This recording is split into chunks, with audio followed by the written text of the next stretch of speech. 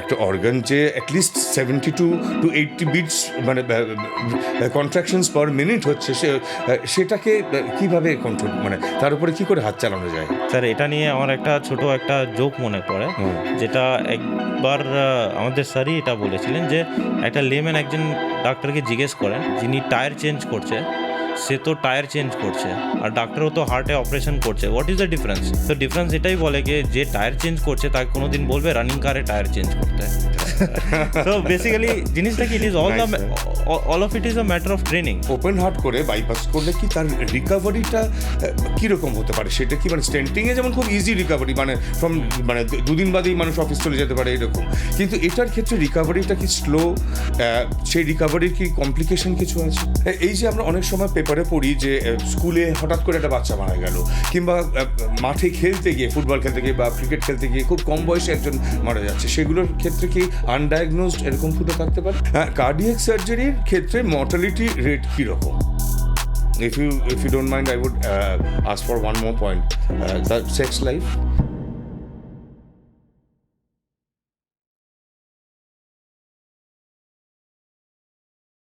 কারো কারো মতে ডাক্তারবাবুরা ঈশ্বরেরই মনুষ্যরূপ, আবার কেউ কেউ বলেন না, ঈশ্বর সবার উপরে, তারপরেই ঠিক ডাক্তারবাবুরা। আপনি কোন দলে পড়েন? নিজের অভিজ্ঞতার কথা বরং বলি। আমার এক বন্ধু অঙ্ক সার্জন, অপারেশন করে, খুব সিরিয়াস সব অপারেশন, পেশেন্ট বাঁচে কি মরে এরকম একটা কন্ডিশনের পেশেন্টদের ওটি করে। তো একদিন আমি ওকে জিজ্ঞেস করলাম, এই যে তুই এত সিরিয়াস কাজ করতে যাস, পেশেন্ট পার্টি সবাই তোর দিকে তাকিয়ে আছে, তোর মেন্টাল কন্ডিশনটা কীরকম থাকে বা তুই তার জন্য কী প্রস্তুতি নিস? ও বললো, আমি একটা প্রার্থনা করি। আমি বললাম, সেটা কীরকম? ও বললো, আমি ঈশ্বরকে বলি আমি যেন to the best of my knowledge and ability আজকের কাজটা সম্পন্ন করতে পারি। জন্ম মৃত্যু তো তোমার হাতেই আছে। ভীষণ ভালো লেগেছিলো এই উত্তরটা, কারণ ডাক্তারদের সত্যি সত্যি সেই সুপার পাওয়ারটা রয়েছে। তারা হয়তো রক্ত মাংসেরই মানুষ, আমাদের মতনই, কিন্তু তাদের কাছে ওই নলেজ এবং এবিলিটি বলুন, স্কিল বলুন, সেটার একটা সুপার পাওয়ার রয়েছে।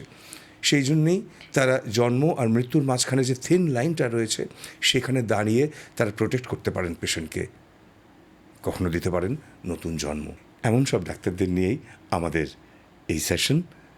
আজকের এপিসোডে আমাদের রেসপেক্টেড গেস্ট একজন কার্ডিও সার্জন, ডক্টর সমর্থ আচার্য। নমস্কার and welcome to hour podcast. ILS হসপিটালের তরফ থেকে বিশেষজ্ঞ ডাক্তারদের নিয়ে সাজানো এই পডকাস্ট, এটার নাম ILS presents the health factor show. এখানে আমরা আমাদের প্রশ্ন, আমার প্রশ্ন, আপনাদের প্রশ্ন আমরা তুলে ধরি ডাক্তারবাবুদের কাছে। তাদের কাছ থেকে আমরা তাদের মতামত, সাজেশন, গাইডেন্স এগুলো নিই।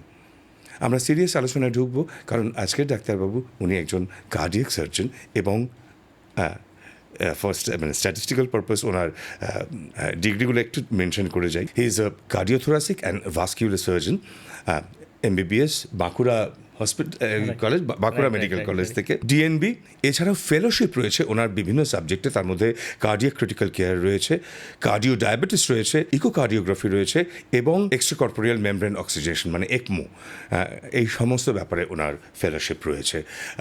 Welcome to our show, but will start on a lighter note. It's been almost 11 years that you have been practising cardiac surgery. তো এটার মধ্যে মানে জার্নিটা কেমন ছিল, কেমন মনে হয় মানুষকে এইরকম ক্রিটিক্যাল কন্ডিশন থেকে আপনারা একটা পুনর্জন্ম দেন, কেমন লাগে? সব থেকে প্রথমে আমি আপনাকে থ্যাংক ইউ জানাবো for providing such a elaborate introduction. আমি যেটা বলি, মেডিকেল প্রফেশনে I entered in the year around 2009। MBBS আমি করলাম বাঁকুড়া মেডিকেল কলেজ থেকে। তারপরে after completing that I did my super specialisation in cardiothoracic surgery, DRNB cardiothoracic surgery, RG Kar medical college থেকে করি। সো ওভারঅল যখন দেখি training phase was quite long, around 13-14 years. তো এর মধ্যে আমরা নানা রকম পেশেন্ট দেখেছি, ট্রেনিং নিয়েছি, এ ধরনের খারাপ হার্টের পেশেন্ট কী করে ডিল করতে হয়, এটা ভালো ট্রেনিং পেয়েছি। I have worked with some renowned surgeons. তো এই ট্রেনিং নেওয়ার পরে I have loved this subject. Cardiac surgery এই ধরনের সাবজেক্ট যদি কেউ না প্যাশনেট হয়, এর মধ্যে এন্টার করাটা very difficult. It has been a good journey. যে চ্যালেঞ্জটা ফেস করতে হয় that is very strong I guess. Basically যখন আমরা কোনো হার্ট পেশেন্টকে অপারেট করি, we are assure that most of the patient যারা হার্ট সার্জারি যাচ্ছে, they are not amenable to be treated by cardiologist by medicine বা স্টেন্টিং। ওদের সবসময় ম্যাক্সিমাম লোকের ওপেন হার্ট সার্জারি লাগে, দে হ্যাভ উইক হার্টের অবস্থা খুবই দুর্বল হয়, বা হয়তো আগে প্রিভিয়াসলি কোনো ট্রিটমেন্ট হয়েছে আর ফেলিয়ার হয়েছে। The patients are quite sick. এখানে এই মেডিকেল চ্যালেঞ্জ তো ইনভলভ থাকছে, তার সঙ্গে ইভেন বাড়ির লোকের একটা emotional involvement is quite high. আমরা তাহলে একটু সিরিয়াস প্রশ্নের দিকে যাই। তাহলে প্রথমেই যে প্রসঙ্গটা প্রায় চলেই এলো যে কার্ডিয়াক সার্জারি ডোমেনটা কি, মানে এটার আন্ডারে কী কী পড়ে। আমার তো এরকম মনে হয় যে যেখানে কার্ডিওলজিস্টের কাজ শেষ হচ্ছে সেখান থেকে কার্ডিয়াক সার্জনের কাজ শুরু হচ্ছে। You are absolutely right. So cardiologist বা কার্ডিয়াক সার্জন দুজনই একটা ওয়াইড স্পেকট্রাম অফ কার্ডিয়াক কেয়ারের মধ্যে পড়ে। তো দের আর সার্টেন থিংস যেটা প্রাইমারি কেয়ার হয়তো কার্ডিওলজিস্ট নিচ্ছেন, ট্রিটিং বাই মেডিসিনস, বা ধরুন যারা অ্যাঞ্জিওগ্রাফি অ্যাঞ্জিওপ্লাস্টি করে, treating the blocked heart vessels, সেটাও কার্ডিওলজিস্টেরই দায়িত্ব। তার মানে আমরা কমন ম্যান আমরা খুব সহজে বলি যে ওনার বুকে স্টেন্ট বসেছে, ওনার হার্টে স্টেন্ট বসেছে, মানে হার্টে সার্জারি হয়েছে, কিন্তু সেই অর্থে এটা কিন্তু কার্ডিয়াক সার্জনের আন্ডারে নয়, এটা কার্ডিওলজিস্ট, উনিই কিন্তু এই অ্যাঞ্জিওগ্রাফি এবং প্লাস্টি মানেই হচ্ছে এই স্টেন্টটা বসানো, তো সেটা কিন্তু কার্ডিওলজিস্টের আন্ডারে। এরপরেও যদি ওষুধ দিয়ে বা স্টেন্ট দিয়ে হচ্ছে না, তখন কার্ডিয়াক সার্জনের কাছে ব্যাপারটা কেসটা রেফার করা হয়, এরকমই তো ব্যাপার। এক্স্যাক্টলি। এছাড়াও অবশ্য কার্ডিয়াক সার্জারি আরও বিভিন্ন কারণ রয়েছে। কী কী ক্ষেত্রে আমাদের কার্ডিয়াক সার্জারি লাগে, যদি আমরা এরকম একটা কোয়েশ্চেন থেকে শুরু করি? স্যার, কার্ডিয়াক সার্জারি বা কার্ডিওথোরাসিক অ্যান্ড ওয়াসকুলার সার্জারি, এখানে তিনটে পোর্শন আসছে: cardiac, thoracic and ওয়াসকুলার।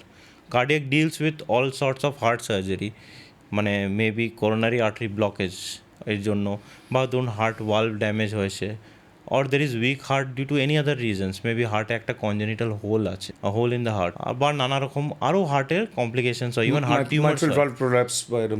Exactly valvular heart disease. তারপর একটা সেকেন্ড পোর্শন আসছে thoracic, that deals with lung.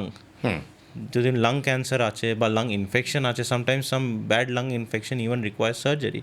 Lung trauma আছে, যেখানে লাংয়ে কোনো ইঞ্জারি হয়েছে, বা even lung replacement, lung transplant, heart transplant, এই ডোমেনগুলোও পড়ে। And the last part is vascular surgery. It deals with surgeries of blood vessels. মানে এই ব্লাড ভেসেলটা শরীরের যে কোনো পোর্শনে থাকতে পারে? হ্যাঁ, যে কোনো major blood vessels, like blood vessel হাতের বা পায়ের। তার মানে আমরা ডায়ালিসিস পেশেন্টদের জন্য আমরা যেটা চ্যানেল বলতে যেটা বুঝি, সেটাও তো এক ধরনের ভাস্কুলার সার্জারি। এক্স্যাক্টলি স্যার, যেমনি এভি ফিস্চুলা, যতজন পেশেন্টের ডায়ালিসিস চলে, everybody needs a AV fistula creation বা এভি গ্রাফট। আজকে দিনে নিউয়ার টাইপ অফ ট্রিটমেন্ট এসছে যেখানে AV fistula is not possible. All sorts of vascular surgery আমাদের ডোমেনে পড়ে। আমরা কার্ডিয়াক সার্জারিতে ঢুকবো, তবে তার আগে একটু লাং সার্জারিতে ঢুকি। মানে ধরুন এরম তো হয় যে মানে গানশট ইঞ্জুরিজ তো নিশ্চয়ই প্রচুর হয়, কারণ মানুষ তো মানে বুকেই গুলি মারতে চায়। সিনেমায় অনেক সময় ডান দিকের গুলি করে ফেলে, সেটা ভুল করে। তো যাই হোক, এই ধরনের লাং সার্জারিজ সেটাও মানে কতটা ফ্রিকুয়েন্টলি হয় আমাদের কলকাতায় বা ধরুন আইএলএসে? Sir, it is very frequent. Gunshot injury বা তার থেকে আরও যেটা ফ্রিকুয়েন্ট হয়, রোড ট্রাফিক অ্যাক্সিডেন্ট। আমি যদি আপনাকে বলি, এটা কালকে রাতেরই ব্যাপার। তো একটা 18 বছরের মেয়ে, তার বুকের উপর দিয়ে একটা টেম্পো উঠে যায়। তো left side of the chest wall was completely collapse, total 10 rib fracture হয়েছে। ওটা বাদ দিয়ে দ্য লাং ওয়াজ পার্শালি মানে অ্যাম্পুটেড, ইট ওয়াজ ল্যাসেরেটেড। তো সে সিচুয়েশনে হার্ট এফেক্টেড হয়নি অতটা? না, heart was not affected by God's grace. ওই অবস্থাতে she reached our hospital, she was put on ventilation. আমাদের ফুল যে টিম ছিল ক্রিটিক্যাল কেয়ার, ওরা খুব তাড়াতাড়ি ওকে রিসাসিটেট করে, and then we plan for emergency surgery. কালকে সানডেতে we started operating around 3 PM in the afternoon, and I completed at 2 at midnight. So 11-hour long surgery. We had to repair the lung. তাতেও আমরা 50% lung we could salvage it, and we repaired all the fractured ribs. সেগুলো কি replace করা হয় না? We repaired it. আচ্ছা, ওটা, yeah. and she survived. The girl is doing well. Wow. Congratulations. এই জন্যই তো আমরা একদম শুরুতে যে কথাটা বললাম সেটা যেন আবার ফিরে এলো, যে ডাক্তারবাবুরা ঈশ্বরেরই মনুষ্যরূপ। আমরা লাং সার্জারি থেকে চলে যাই কার্ডিয়াক সার্জারিতে। এই যে কখন ওষুধ দিয়ে ম্যানেজ করা যাবে, সে আমরা যদি এমনি করোনারি আর্টারি তার যদি যে কার্ডিয়াক সার্জারি লাগবে সেটা নিয়ে যদি আলোচনা করি, কার শুধু ওষুধ দিয়ে হয়ে যায়, কার স্টেন্ট দিয়ে হয়ে যায়, আর কার এগুলোতে হয় না, সার্জারি লাগে? দেখুন স্যার, এটাতে যদি আমরা ডিটেলসে ঢুকতে চাই, there are many guidelines, national আছে, ইন্টারন্যাশনাল গাইডলাইন্স আছে, বাট ফর লেম্যানস টার্ম যেটা আমি বলবো, এই ক্ষেত্রে যদি কোনো ডাউট হয়, you should always consult your physician or your cardiologist, they will always guide you. যেটা বলা হয়, যদি মাইনর ডিজিজ হয় then we go for medical treatment and follow up. মানে ওষুধ খাবে, পেশেন্ট লাইফস্টাইল মডিফিকেশন করবে, যেগুলো ব্যাড হ্যাবিটস যেমনি smoking or Aadmi other bad lifestyle, that should be corrected. যদি অ্যাঞ্জিওগ্রাফি বা আদার কোনো ইকোকার্ডিওগ্রাফি রিপোর্টে কোনো ব্লকেজ বা কিছু পাওয়া যায়, maybe there are 2 to 3 blockage, সেক্ষেত্রে মানে স্টেন্টে that can be corrected. 2 or 3, even 3? Even 3, sometimes even 4 blockages are also corrected. কিন্তু যে ক্ষেত্রে দেখা যায় যে there are multiple blockages and that is not amenable to stenting, বা যে যখন কার্ডিওলজিস্টের মনে হবে স্টেন্ট করলে long term results might not be good in young patients. আজকে টাইমে আমরা দেখি ইভেন 30, 35, 40 ইয়ার্সের লোকের হার্ট অ্যাটাক হচ্ছে। There are multiple, মানে ইভেন আমাদের ডক্টর প্রফেশনে I have encountered a junior with age of 32 years. He underwent 2 angioplasties. But if the disease is much complex, where PTC or stenting is not amenable, we go for cardiac surgery. Maximum মানে তার তিনটে ব্লকেজের পরে আমরা Right. আচ্ছা, Exactly. এই cardiac সার্জারিটা কি এটা open heart? হ্যাঁ, যেটা মানে কনভেনশনালি কমন ম্যানের জন্য একটু বুঝিয়ে বলুন, ওপেন হার্ট সার্জারি কাকে বলে? ওপেন হার্ট সার্জারি মানে কনভেনশনালি যেটা আমরা সবাই জানি, মানে বুক কেটে we open up the chest বোন, মানে মাঝখানে স্টারনাম কেটে ওপেন হার্ট সার্জারি করা হয়, বুক কেটে হার্টের উপরে যা মানে আর কি ডিজার যদি এই যে আমাদের ঠিক বুকের যে মাঝখানে যে হাড়টা রয়েছে তার নাম স্টারনামের ঠিক মাঝখান দিয়ে কাটা হয়, হাড় কেটে দেওয়া হচ্ছে, হাড় কেটে তারপরে কিন্তু চেস্ট ওয়ালটাকে ওপেন করা হচ্ছে। Right sir. আচ্ছা, এইবার তো এবার হার্টটাকে নিয়ে এটা বিটিং হার্টের ওপরে তো এই অপারেশনটা সম্ভব নয়? হ্যাঁ, বিটিং হার্টের উপরেও করা যায়। আচ্ছা, বাইপাস সার্জারি 2 ধরনের হয়, বিটিং হার্টও হয়, আর এক ধরনের মানে যখন আমরা কয়েকটা ক্ষেত্রে হার্টকে স্টপ করেও অপারেট করা যেতে পারে। So we stop the heart for some time, ধরুন আধ ঘন্টা, 40 মিনিট বা 1 ঘন্টার জন্য we stop the heart and then we operate it. আজকের ডেটে মোস্টলি আমরা যে সিএবিজিস অপারেট করি 90 to 95% we do it on open heart, মানে অন বিটিং হার্ট। আচ্ছা, তো একটা অর্গান যে অ্যাটলিস্ট 72 to 80 বিটস মানে কন্ট্রাকশনস পার মিনিট হচ্ছে, সেটাকে কিভাবে কন্ট্রোল, মানে তার উপরে কি করে হাত চালানো যায়? স্যার, এটা নিয়ে আমার একটা ছোট একটা জোক মনে পড়ে, যেটা একবার আমাদের স্যারই এটা বলেছিলেন, যে একটা লেম্যান একজন ডাক্তারকে জিজ্ঞেস করেন যে একজন যিনি টায়ার চেঞ্জ করছে, সে তো টায়ার চেঞ্জ করছে, আর ডাক্তারও তো হার্টে অপারেশন করছে, what is the difference? He is changing a tyre, he is changing a artery, blocked artery, what is the difference? তো ডিফারেন্স এটাই বলে কি, যে টায়ার চেঞ্জ করছে তাকে কোনো দিন বলবে রানিং কারে টায়ার চেঞ্জ করতে। আচ্ছা, তো বেসিক্যালি জিনিসটা কি, it is all of it is a matter of training.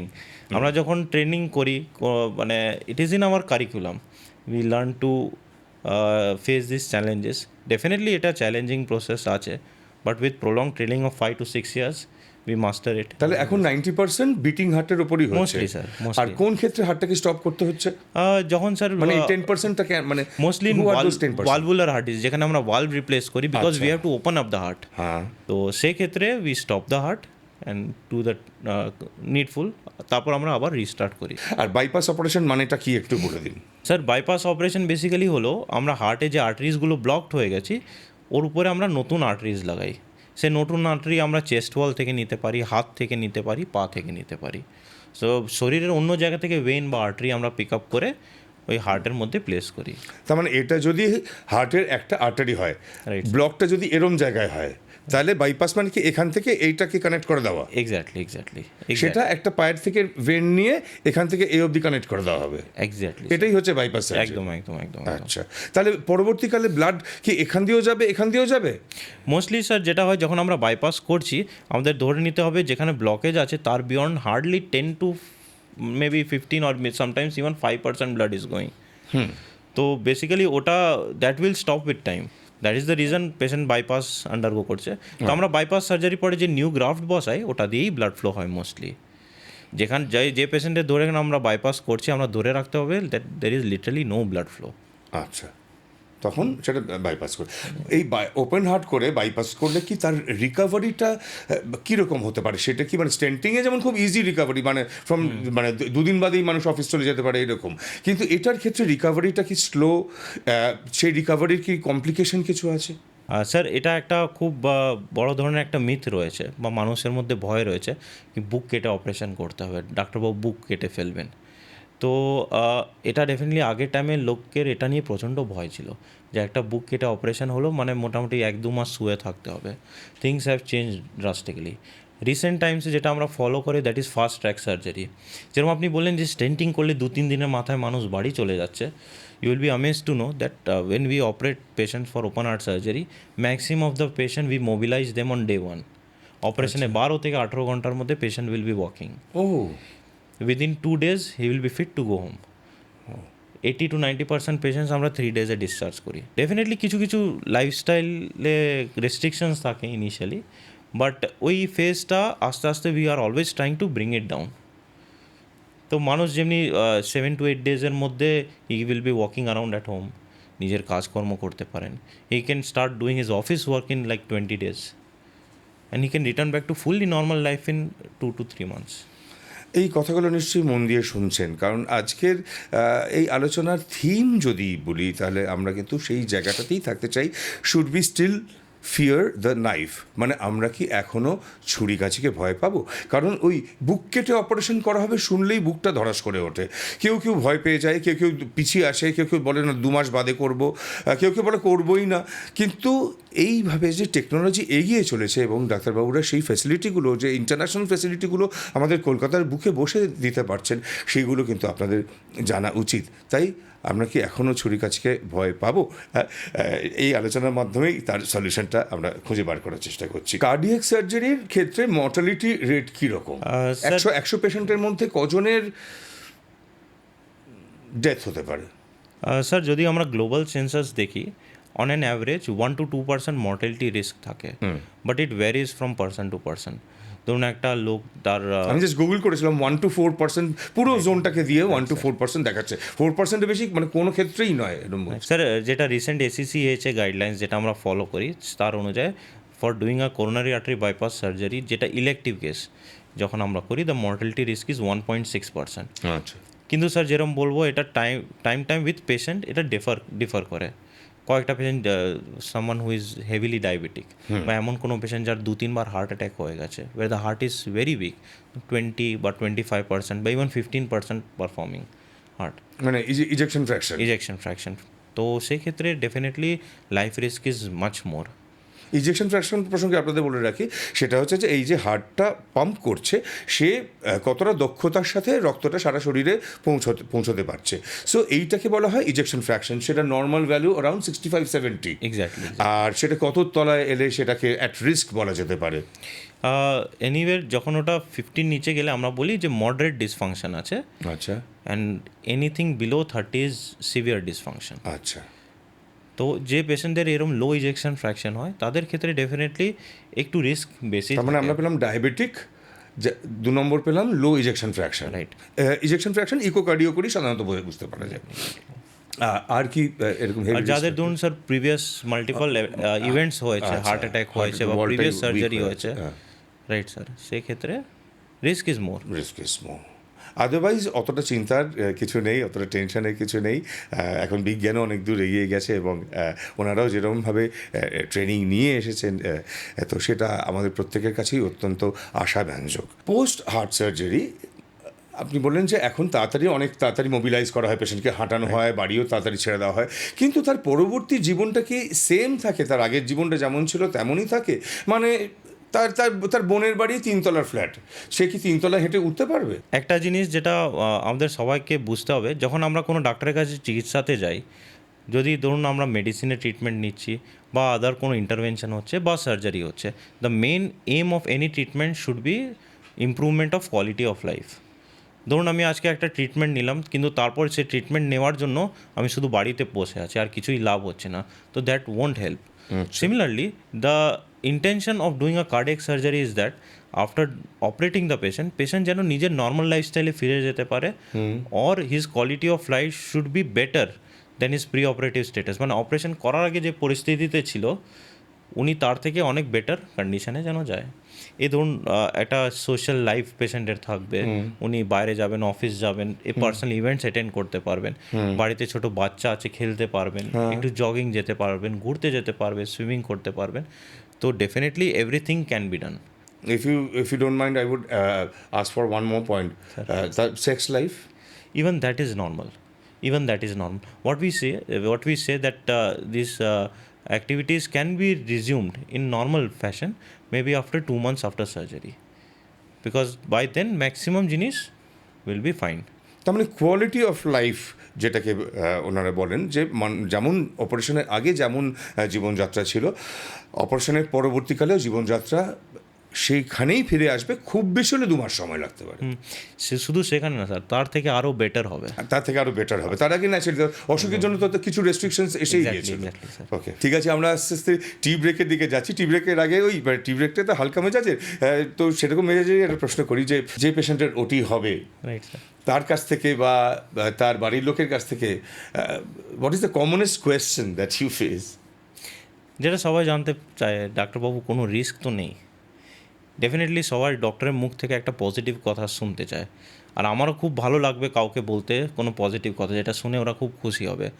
But যখন আমি একটা চেয়ারে বসছি, কোনো মানুষের সাথে কথা বলছি, that I will be operating your someone near and deer one, কারোর বাবা কারোর মাকে অপারেট করছি, কারোর হাজব্যান্ড ওয়াইফকে অপারেট করছি, then I cannot tell them facts by sugar coating.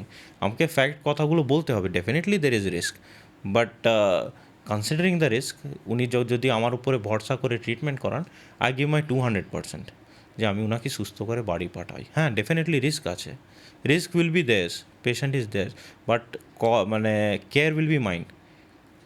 So I will try my level best to send them home, কিন্তু risk থাকে। হ্যাঁ, মানে সেই রিস্কটা মিনিমাম হবে, তেমন ডাক্তারবাবুর কাছেই তো মানুষ যেতে চায় আর কি। তো সেই জায়গা থেকে you are such a successful cardiac surgeon, we are really honoured to have you in our show. Thank you so much. আমরা একটু চা খাই, চা খেয়ে আমরা একটু লাইটার গল্প করি, তারপরে আবার একটু সিরিয়াস টপিকে যাবো। একদম। একটু চা দেওয়া হোক। You're watching The Health Factor Show, presented by ILS Hospitals, exclusively on Fever. চায়ে চুমুক দেওয়ার সময় তবে আমাদের এত প্রশ্ন, আর ডাক্তারবাবুকে যখন পেয়েছি তখন প্রশ্ন থামবে না। তবে ডাক্তারবাবু যাতে একটু চাটা এনজয় করতে পারেন সেই জন্য প্রশ্নগুলো হালকা।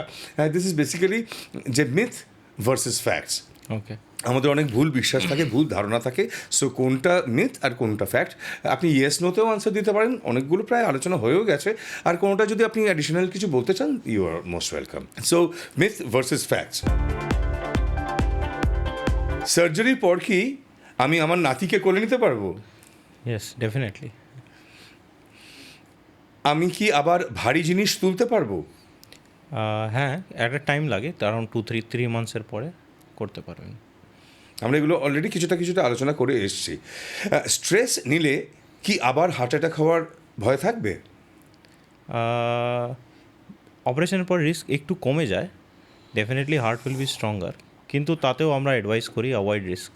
আর যে লাইফস্টাইল মডিফিকেশন যেগুলো প্রয়োজন সেগুলো মেনটেন করতেই হবে। একদম।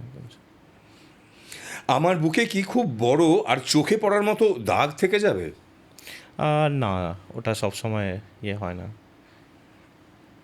সিরিয়াস প্রশ্ন, বয়স বেশি হলে কি সার্জারি করা যায় না, বা what is the age limit? কোনো লিমিট নেই।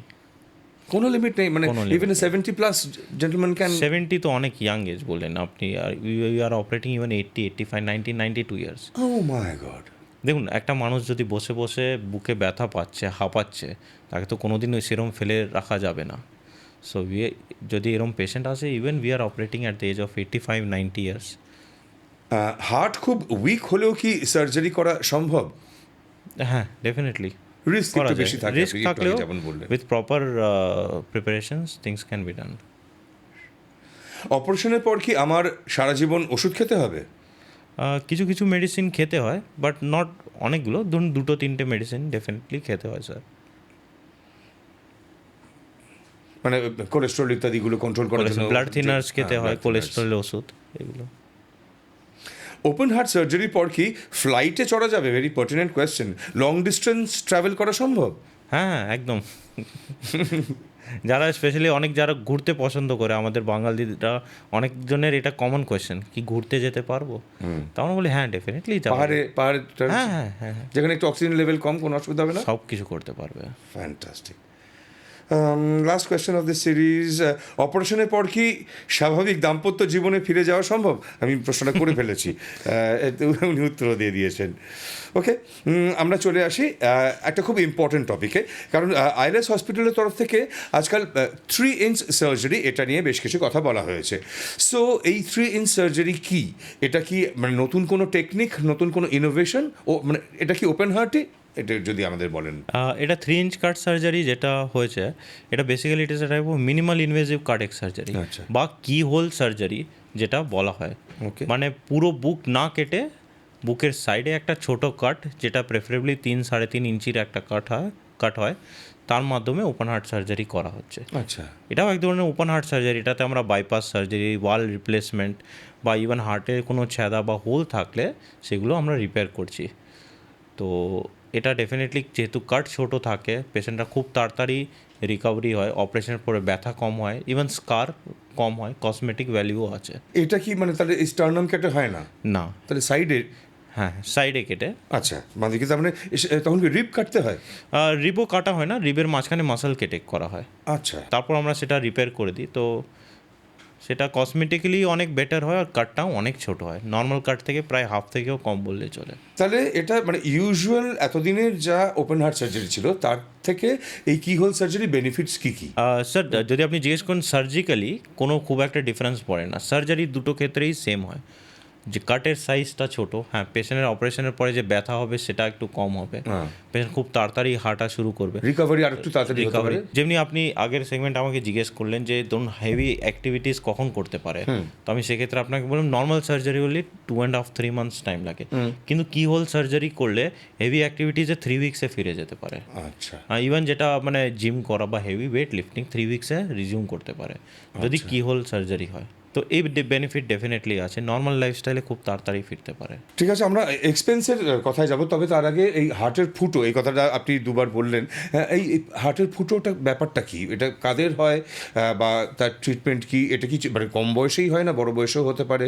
একটু হার্টের ফুটো নিয়ে যদি একটু বলেন। হার্টের ফুটো অনেক ধরনের হয়, মোস্টলি এটা কনজেনিটাল মানে জন্ম থেকেই হয়, এটা বার্থ ডিফেক্ট হয় মোস্টলি 90-95% পেশেন্টদের ক্ষেত্রে। এই ফুটোগুলো হার্টে অনেকগুলো লেভেলে হতে পারে, এট্রিয়াল লেভেলে হলে এট্রিয়াল সেপ্টাল ডিফেক্ট বলি, নাহলে ভেন্ট্রিকুলার সেপ্টাল ডিফেক্ট বলা হয়, এই দুটো কমন। এটা বাদ দিয়ে আরও অনেক ধরনের হার্টের ফুটো হয়, অনেকবার একটা থাকে, অনেকবার মাল্টিপল থাকে। 90-95% কেসেসে ওটা জন্মগত হয়, আর মোস্টলি 5 থেকে 6 বছরের মধ্যে ম্যাক্সিমাম জনে ধরা পড়ে। কয়েকজনের ক্ষেত্রে রেয়ারলি দেখা গেছে যে ওরা 30-35-40 ইয়ার্সে গিয়ে ধরা পড়ছে, জন্মগত ছিল কিন্তু কোনো প্রবলেম তখন হতো না, বড় হয়েছে এখন হয়তো ইনসিডেন্টাল ডিসকভারি হচ্ছে। কয়েকটা পেশেন্টদের ক্ষেত্রে অনেকবার হার্ট অ্যাটাকের পরে হার্টের মধ্যে ফুটো হতে পারে, তো but that is quite bad যদি হয়। Usually those hearts are very weak, আচ্ছা, কিন্তু হয়। একটু সহজ কথায় বলার চেষ্টা করি। হার্টের মধ্যে মোট 4টে চেম্বার আছে, 2টো অলিন্দ ওপরে আর নিচে 2টো নিলয়। এবার অলিন্দ আর নিলয় ডান দিক বাঁ দিক দুটোর মধ্যে ন্যাচারালি প্যাসেজ আছে, কিন্তু 2টো অলিন্দের মাঝখানে যদি যে দেওয়ালটা রয়েছে সেখানে যদি কোনো ফুটো হয় সেটা তখন প্যাথোলজিক্যাল, এবং 2টো নিলয়ের মাঝখানেও ফুটো হতে পারে, ওই ইন্টারভেন্ট্রিকুলার সেপ্টামনি যেটা বললেন। তো এই দুটোর পাশাপাশির মধ্যে যদি ব্লাড ফ্লো এপাশ ওপাশ হয়ে যায় তখন সেটা সমস্যা, এবং সেটা সার্জারি দরকার, সেটা দিয়ে কোনো ওষুধে সারে না। ওষুধে সারে না, কিন্তু এটার জন্য অনেকবার কার্ডিওলজিস্টরা ইভেন বেলুন সার্জারিতে they can cure it, device closure হয়, কয়েকটা ক্ষেত্রে পসিবল হয়, কিন্তু surgery can be done in all cases. যে ক্ষেত্রে করা যায় না সেটা ডেফিনেটলি সার্জারি করা হয়। এই যে আমরা অনেক সময় পেপারে পড়ি যে স্কুলে হঠাৎ করে একটা বাচ্চা মারা গেল, কিংবা মাঠে খেলতে গিয়ে, ফুটবল খেলতে গিয়ে বা ক্রিকেট খেলতে গিয়ে খুব কম বয়সে একজন মারা যাচ্ছে, সেগুলোর ক্ষেত্রে কি আনডায়াগনোজড এরকম ফুটো থাকতে পারে? হ্যাঁ স্যার, একদম হতে পারে। এটা বাদ দিয়ে আরেকটা প্রচণ্ড খুব ট্রেন্ডিং ব্যাপার যেটা এখন চলছে, যে জিম করতে গিয়ে মানুষ মারা গেছে। তো মানুষ তাতে অনেকবার অনেক এটা নিয়ে কথা উঠে, তার মানে কি জিম করাটা ভুল? সবথেকে ইম্পর্টেন্ট জিনিস যেটা কোনো দিন না, মোস্টলি এই ব্যাপারগুলো হঠাৎ করে ইউজুয়ালি হয় না, হয়তো প্রবলেম আগে থেকে ছিল, কোনো রিজনে আমরা সে ব্যাপারটাকে গুরুত্ব দিইনি বা ধরা পড়েনি, প্রবলেমগুলো আছে। তো সেই সিচুয়েশনে যদি কারো কিছু সমস্যা হয়, they should consult the doctor. মানে হাঁপিয়ে যাচ্ছে তাড়াতাড়ি, এক্স্যাক্টলি, কিংবা মানে কোনো ব্লুইশ আঙুলে নীল ভাব আসছে বা জিভে নীল ভাব আসছে। রাইট। বেশ, আমরা কার্ডিয়াক সার্জারি অনেকটাই কভার করে ফেললাম। এইবার খুব গুরুত্বপূর্ণ জায়গায় আসি, খরচা। আমার হার্টে অপারেশন হবে মানে সাংঘাতিক লক্ষ লক্ষ টাকা খরচা হয়ে যাবে, আমার কি হবে, আমি কোথা থেকে টাকা পাবো, এই টেনশনে মানুষ অনেক সময় পিছিয়ে যায়। So how expensive is cardiac surgery? Cardiac surgery আমাদের মডার্ন এরা অফ সায়েন্সেসের মধ্যে ওয়ান অফ দ্য কস্টলিয়েস্ট সার্জারির মধ্যে পড়ে। ডেফিনেটলি এখানে কস্ট আছে, কারণ এখানে অনেক ধরনের হাই এন্ড ইকুইপমেন্টস এগুলো ইনভলভ থাকে, আইসিইউ সাপোর্ট একদম আইসিইউ টানা সাপোর্ট লাগবে। থাকে, হ্যাঁ। অনেক ধরনের মানে গ্যাজেট সাপোর্ট এগুলো লাগে, সেক্ষেত্রে মানে ইট ইজ কস্টলি। কিন্তু যখন আমরা কনসিডার করি মিডল ক্লাস বা লোয়ার মিডল ক্লাস বা যারা একটু মানে সোশিও ইকোনমিক্যালি একটু উইক আছে, হ্যাঁ। তাদের ক্ষেত্রে সবথেকে আমি ভালো কথা যেটা আমি বলবো, যেটা আমাদের কারেন্ট এরা দেখছি, আমাদের ইদার স্টেট গভর্নমেন্ট হলো বা central government, both are providing adequated, মানে এতটা সাপোর্ট আছে। ধরুন কোনো স্টেট গভর্নমেন্টের স্কিম হলো বা সেন্ট্রাল গভর্নমেন্টের স্কিম পেশেন্টদের ক্ষেত্রে we are doing surgeries free of cost. আচ্ছা, তার মানে আমার স্টেট বললে এখন আমরা স্বাস্থ্যসাথী স্বাস্থ্যসাথী বুঝছি, কার্ড। আর সেন্ট্রাল গভর্নমেন্ট বললে আমরা আয়ুষ্মান আয়ুষ্মান ভারত ভারত। বুঝছি। এই দুটো থেকে যে যদি কার্ডিয়াক সার্জারির প্রয়োজন হয়, আমি এই দুটো স্কিমের যদি আমি মেম্বার হই, আমি পুরো কস্টটা পেয়ে যাব? একদম পুরো কস্টটা পেয়ে যাব? ফুল কস্ট। That is fantastic. এবং সেটা মানে আইএলএস এ অ্যাভেলেবল, অন্যান্য, হ্যাঁ? আমরা আইএলএসে রেগুলার বেসিসে করছি, আমাদের হসপিটালে রেগুলার বেসিসে মোর দেন 100 পেশেন্ট এটার বেনিফিট অ্যাভেল করে। তাহলে তো বুঝতেই পারছেন যে কস্ট নিয়ে কিন্তু টেনশন করার কিছু নেই। হ্যাঁ, কস্ট বেশি তো নিশ্চয়ই খরচা বেশি হবে, কিন্তু স্বাস্থ্যসাথী বা আয়ুষ্মান ভারত এটার মাধ্যমে এই পুরো যে খরচাটা সেটা কিন্তু ফেরত পাওয়া যাওয়ার পুরো রয়েছে। আচ্ছা, এছাড়া যে সেন্ট্রাল গভর্নমেন্টের ইএসআই বলে যে স্কিম রয়েছে, একদম স্যার, ESI ইএসআই তো বা পাওয়া যাবে। West Bengal health scheme facilities available. West Bengal health scheme, আচ্ছা। তো এটা তো খুবই আশ্বাসের কথা, যদি সরকার পে করে দেয় আমার চিকিৎসার জন্য, এর চেয়ে আর মানে কি বলবো, সত্যি ভরসা করা যায় তাহলে সরকারের ওপরে। তাহলে আমরা মোটামুটি আলোচনার একদম শেষ দিকে চলে এসেছি। আপনি কিছু বলবেন, আপনার কোনো স্পেশাল এক্সপিরিয়েন্স, কোনো পেশেন্টকে নিয়ে কোনো স্পেশাল এক্সপিরিয়েন্স যা আপনার এই ক্যারিয়ারের মধ্যে চমকপ্রদ? It could be a positive one, very positive one, or it could be a slightly negative one, whatever you feel like. যখন আমরা পেশেন্টদের ট্রিট করি না, what I feel every patient is special. প্রত্যেকটা পেশেন্ট অনেকবার অপারেশনের পরে যখন ফলো আপে আসে, অপারেশনের পরে পেশেন্ট বা ওনার বাড়ির লোক এই কথাগুলো যখন বলে, যখন মানে এই ধরনের প্রবলেম ধরা পড়েছিল, আমরা কোনো দিন ভাবতে পারিনি যে আমি বাঁচবো।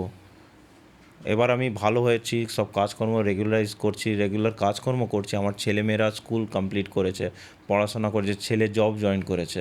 মানে যখন দেখছি, মানে আমরা যখন ট্রিট করছি শুধু একটা পেশেন্ট না, the whole family is uplifted. এটা যখন শুনি বা দেখি, দিস ইজ ভেরি স্পেশাল। ভীষণ স্যাটিসফাইংও নিশ্চয়ই, একদম যে একটা মানুষ, সে মৃত্যু পথযাত্রী, সে চিন্তিত, তার পুরো পরিবার চিন্তিত, নিয়ার অ্যান্ড ডিয়ার ওয়ান্স সকলেই টেন্সড যে এর কী হবে, কিন্তু আপনার হাত থেকে সে একটা মানে সেকেন্ড লাইফ পেলো, যেন সে বেঁচে গেল, তার পুরো পরিবারটা বেঁচে গেল। স্যার, এটাতে আমি একটা আপনাকে ইনসিডেন্ট তাহলে বলবো।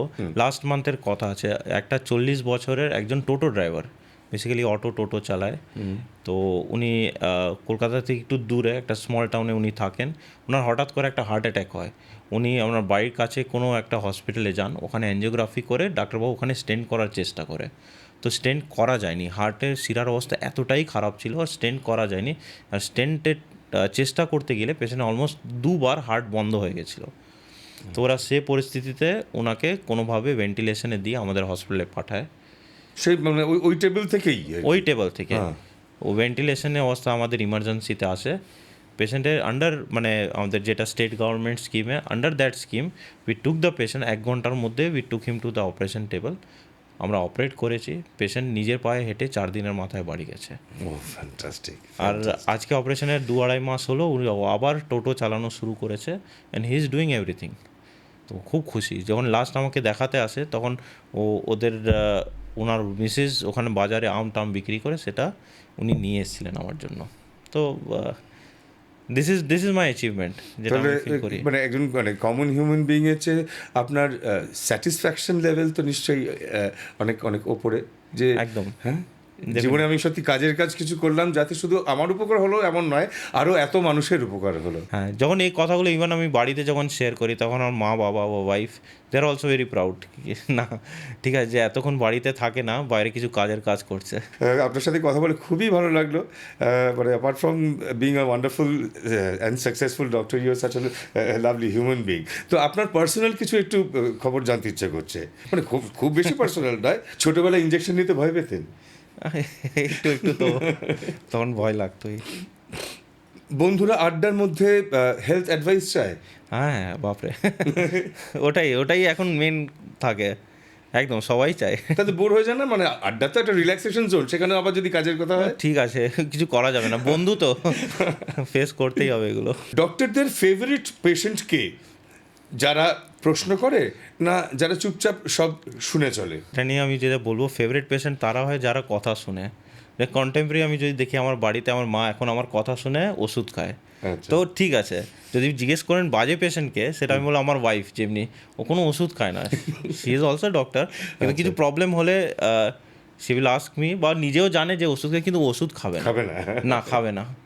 ডাক্তারদের কি মানডে ব্লুজ হয়? না, আমার সেরকম হয় না, কারণ আমরা ওয়ার্কটাও এনজয় করি ইকুয়ালি। হ্যাঁ, মানে একদম প্রথমেই আপনি বলেছেন যে মানে নিজের সাবজেক্টের প্রতি প্যাশনেট না হলে কার্ডিয়াক সার্জন হওয়া যায় না। এই গতকাল রাতে 11 ঘন্টার একটা অপারেশন। হ্যাঁ আচ্ছা, এটার জন্য তো মানে কোমরে ব্যথা হয়, পিঠ ব্যথা হতে পারে, পা ব্যথা হতে পারে, এটার জন্য আপনার কোনো প্রিপারেশন থাকে, কোনো এক্সারসাইজ, ইয়োগা এসব কিছু করেন? ইউজুয়ালি স্ট্রেচিং এগুলো করলে বেটার হয়, মানে সেটা করি। ব্যথাও হয় অনেকবার, তো স্ট্রেচিং এগুলো চেষ্টা করি রেগুলার বেসে, একটু এক্সারসাইজ আমরাও করি। ডাক্তাররা কি কখনো নিজেদের সিমটমস গুগল করে? অনেকবার ইচ্ছা হয়, কিন্তু আমাদের কি বলুন তো স্যার, ক্লোজ সার্কেল আছে, অনেক বন্ধুরা সব স্পেশালিটির ফ্রেন্ড পেয়ে যাই, কোনো প্রবলেম হলে আমরা সাথে সাথে ওনাকেও ফোন করি। বন্ধু বান্ধব তো থাকে, একদম, ক্লাসমেট একদম। থাকে। হোয়াটসঅ্যাপ মেসেজ, আপনার হোয়াটসঅ্যাপে সবচেয়ে বেশি কি আসে? গুড মর্নিং মেসেজেস না মেডিকেল রিপোর্ট? Medical report. ডক্টররা কি সিক লিভ নেয়? একদম, ধরুন যদি এক্সট্রিমলি যদি শরীর না খারাপ হয়ে যায়, তখন অবধি সেটা নেওয়া ইউজুয়ালি পসিবল হয় না। খুব শরীর খারাপ থাকলেও মাঝে মধ্যে যদি পেশেন্টরা অ্যাডমিটেড থাকে, গিয়ে দেখতে হয়। হ্যাঁ, একদম শরীর খারাপ হয়ে গেলো তখন তো কিছু করার নেই। লাস্ট কবে পুরো 8 ঘন্টা ঘুমিয়েছেন? খেয়াল করতে পারছি না। হয় না, না এত লম্বা। মাঝরাতে অড আওয়ার্সে ফোন কল আসা কন্টিনিউয়াসলি রেগুলার ডেলি 3 থেকে 4 বার কল আসবেই, আসবে? অ্যাভয়েড করতে পারি না। গান শুনতে ভালোবাসেন? হ্যাঁ, ফেভারিট সিঙ্গার? অরিজিৎ সিং। অরিজিৎ সিং, ওকে। উনি কিন্তু কি বলবো, গুজরাতি, কিন্তু born and brought up in Kolkata, পড়াশোনা বাঁকুড়া মেডিকেল কলেজে, পরবর্তীকালে আরজিকর মেডিকেল কলেজে। কাজেই উনি প্রায় বাঙালি, যদিও বাংলাটার মধ্যে হয়তো একটু টান রয়েছে। বাড়িতে তো নিশ্চয়ই গুজরাটি বলেন। গুজরাটি। তো যাই হোক, সেটা গুজরাটি হন বা বাঙালি হন সেটা বড় কথা নয়। উনি অত্যন্ত সফল একজন ডাক্তারবাবু, এবং আমাদের শহরে আইএলএসের মতন হসপিটালে উনি দীর্ঘ সময় ধরে মানুষের সেবা করে চলেছেন, মানুষকে নতুনতর জন্ম দিয়ে চলেছেন। ওনাকে পেয়ে আজকে আমাদের এই শো আইএলএস presence the health factor show সত্যি ধন্য। We are so honoured to have you in our podcast. Thank you so very much. ভালো থাকবেন, আবারও আপনাকে আমরা কোনো সময় ইনভাইট করব। আর আমাদের অডিয়েন্সের অনেক প্রশ্ন থাকবে আমি জানি, তো সেই প্রশ্নগুলো আপনারা লিখে ফেলুন কমেন্ট বক্সে, সেই প্রশ্নগুলো আমরা ওনার কাছে পাঠিয়ে দেবো। আর প্রশ্ন সংখ্যা যদি বেশি হয়, ওনাকে আরেকবার আমরা ইনভাইট করব। ততদিন ভালো থাকবেন।